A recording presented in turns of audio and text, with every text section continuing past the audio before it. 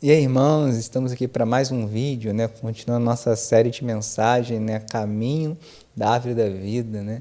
E a segunda palavra que eu quero compartilhar com você nessa segunda reflexão é sobre parados pela culpa, né? E o problema em si não é a culpa, né? A culpa, a gente vai passar por ela, a gente precisa da culpa para que a culpa venha nos levar ao arrependimento, né? A gente se sente culpado pelas nossas falhas e isso nos leva ao arrependimento, mas o problema é ficar parado na culpa. A culpa não é um lugar para ficar parado. Seja um ano ou um dia, a culpa não é um lugar para você ficar parado. A culpa é um lugar de passagem, a culpa é para te conduzir ao arrependimento. E o que muitas vezes nos faz a gente ficar parado na culpa, né? Primeira coisa que nos faz ficar parado na culpa é não entender o tamanho do amor de Jesus, o tamanho da graça de Deus, o tamanho do sacrifício de Jesus pelos nossos pecados. Quando a gente não entende isso, a gente tem a tendência de achar que o nosso pecado é muito grande e não pode ser perdoado. A gente tem a tendência de achar que, não, eu já errei muito nisso, eu já errei mais de 10 vezes, eu não consigo mudar e Deus não vai mais me perdoar porque eu já errei muito. Não, irmãos, a graça de Deus, ela é enorme, a misericórdia do Senhor, ela se renova a cada manhã. Então, não tem pecado que Deus não possa te perdoar, não tem erro que o sacrifício de Jesus não possa te perdoar. Quando você começa a achar que o seu pecado é muito grande, irmãos, você não está entendendo o tamanho da graça de Deus, o tamanho do sacrifício de Jesus por você na cruz. Quando você vê lá que a graça de Deus é de graça, é porque Ele é de graça, é porque você não tem como pagar nem todo o seu trabalho do mundo, nem que se você vendesse todos os seus bens, nem que você fizesse todas as boas obras do mundo, você poderia pagar por essa graça, porque ela é um favor imerecido. Então não pare na culpa, não tem pecado que o Senhor não possa te perdoar. Deixa eu compartilhar um texto com você, o que Paulo diz lá em Romanos 8, ele diz o seguinte, né? Portanto, agora já não há condenação para os que estão em Cristo Jesus, porque por meio de Cristo Jesus, a lei do Espírito da vida me libertou da lei do pecado e da morte. Então, irmãos, não tem mais condenação. Jesus te perdoa. Você caiu, levanta. A graça de Deus se renova sobre você. A culpa não é um lugar para você ficar aí parado. Se mova para o arrependimento e volte a caminhar, volte aí para a direção desse rio e volte a caminhar para a árvore da vida. Agora, outra coisa também que as pessoas passam, às vezes elas param na culpa porque elas erraram com alguém, elas falharam com alguém e elas se sentem culpadas e ficam paradas ali naquela culpa. Elas ficam mal, não conseguem viver mais porque se sentem culpadas por um erro que cometeram para alguém. Se é esse o seu caso, a primeira coisa que você tem a fazer é se arrepender diante de Deus. A primeira pessoa a quem você ofendeu foi a Cristo. Quando você erra com alguém, você errou primeiro com Jesus. Então se arrependa diante de Cristo por esse pecado. E depois você precisa se arrepender diante dessa pessoa. Você precisa ir lá e pedir perdão, falar, olha, perdão, eu errei com você. Se você já passou por isso, você pode pensar, bem, não, agora eu já fiz de tudo, e mesmo assim me sinto culpado. Calma, você ainda não fez de tudo.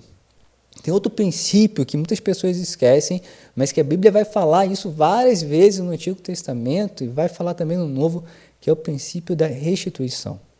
Quando você falha com alguém, quando você tira algo de alguém, você precisa restituir aquilo que você tirou. Não é só você chegar lá e falar, olha, me perdoa, tá? Eu peguei aqui R$1.000 seu e não te paguei, agora você me perdoa. Não, não é isso. Você precisa se esforçar para restituir, você precisa vender um bem seu para lá e repor aquilo que você tirou daquela pessoa. Isso é restituição. Foi isso que Zaqueu fez quando ele se converteu. Zaqueu disse que se eu tirei algo de alguém devidamente, eu vou devolver 4 vezes mais. Por que ele falou isso? Porque ele estava arrependido e porque ele estava aplicando o princípio do quê? Da restituição. E ele estava colocando não o dobro, mas aí sim 4 vezes mais. Por quê? Porque ele de fato estava arrependido pelo que ele fez e se ele tivesse defraudado alguém, ele estava disposto a restituir. E esse é o coração que a gente tem que ter. Então, se você espalhou mentira sobre uma pessoa, é só lá pedir perdão, olha, me perdoa, espalhei mentira sobre você. Não, você vai precisar ir em cada pessoa que você contou mentira sobre aquela pessoa e falar, olha, eu errei no que eu falei àquela pessoa, aquilo que eu falei foi uma mentira, né? A verdade é essa daqui, você vai precisar de ir um em um, desfazer aquilo que você fez, isso é restituir. Você deu mentira, agora você está restituindo o quê? A verdade. Se você desonrou alguém publicamente, você precisa fazer o quê? Agora honrá-la, o quê? A secreto? Não, publicamente, porque você tirou a honra, agora você vai devolver a honra. Simples assim, para qualquer coisa, geralmente, tem ali um pedido de perdão, sempre vai ter algo a ser restituído, né? Seja graça, seja amor, né? Seja carinho, fez algo de errado, você pode mudar, né? O que é isso? Isso é fruto de arrependimento, né? Restituição faz parte disso. Então, se você se arrepende diante de Deus, você foi lá e pediu perdão, aplicou o princípio da restituição, agora você pode ficar em paz, tranquilo, cara. Segue a sua vida. Se a pessoa não está te tratando bem, não quer mais papo com você, fique em paz com o seu coração, porque você já se arrependeu diante de Deus, você já foi lá e pediu perdão e você já aplicou o princípio da restituição.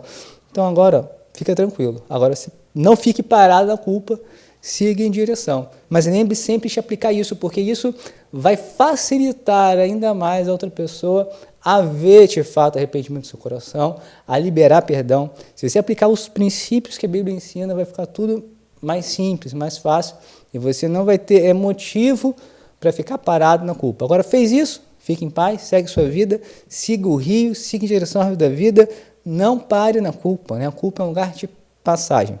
O terceiro ponto, para a gente fechar essa reflexão aqui de forma bem objetiva, mas que eu sei que está edificando a sua vida, esse terceiro ponto aqui é um ponto que eu confesso que é onde que às vezes eu paro também, muitas das vezes, é quando eu paro ali na culpa por causa do meu orgulho, né? E se você tem já algum tempo de igreja, se você já está algum tempo caminhando na fé, pode ser que você tenha passado ou passe também pela mesma coisa. É quando a gente peca e a gente erra, e ali a gente fica pensando assim, nossa, como eu, né, com tanto tempo já de evangelho, como eu pude errar numa coisa dessa? Nossa, o que vão pensar de mim? E agora o testemunho que eu vou dar? E ali você começa a sentir uma culpa, mas a culpa está centrada em quem? Em Deus? Não, está centrada em você, porque você não cumpriu aquele padrão de santidade que você estipulou para si mesmo, né? Porque você não cumpriu aquele propósito que você disse que ia cumprir de jejum ou de oração, porque tudo é você, é o seu eu, então você fica com aquela culpa, parece uma culpa autêntica, parece até que você está de fato arrependido, mas no final você percebe que você está parado na culpa, e parado por causa de quê? Do seu orgulho, e em nenhum momento você percebeu que Jesus foi o primeiro ofendido, e que Jesus foi o primeiro a abrir os braços e dizer, vem cá, filho, eu estou aqui para te perdoar, vamos de novo, vamos tentar mais uma vez. Essa é a graça que alcança até religiosos com 20, 30 anos de igreja, quando eles falham, Jesus está lá, vem cá, filhão, estou aqui, vou te perdoar, para você tentar mais uma vez. Mas a gente faz o quê? Às vezes a gente fica parado o quê? Parado no nosso próprio orgulho. A gente está lamentando o nosso próprio eu, a nossa própria vaidade. Então deixa eu falar algo para você, não pare na culpa, não deixe esse maldito orgulho te parar, né? Se lance nos braços da graça de Deus, aceite o seu perdão, experimente um verdadeiro arrependimento e siga. A culpa não é um lugar para ficar parado, a culpa é um lugar de passagem. Então, volte para o rio de Deus e vá caminhando em direção ao jardim, à árvore da vida, né? Esse é o propósito de Deus para nós. Então, essa reflexão que eu queria deixar com você de forma bem rápida, objetiva, mas eu sei que Deus falou no seu coração que a culpa não é um lugar para ficar parado, a culpa é um lugar de passagem para o arrependimento e seguir para a graça maravilhosa de Jesus. Amém? Fica essa mensagem no seu coração. Se você acha que alguém precisa ouvir essa mensagem, mande para ela. Se você curtiu ou se você ficou com alguma dúvida, bota aí nos comentários aí, curta esse vídeo, compartilha, né? Se você quiser ouvir a primeira mensagem dessa série, o link está aqui na descrição. Se você quiser seguir para a próxima mensagem, eu vou colocar aqui no ladinho da tela, tá bom? Que Deus te abençoe, fique em paz e até o próximo vídeo.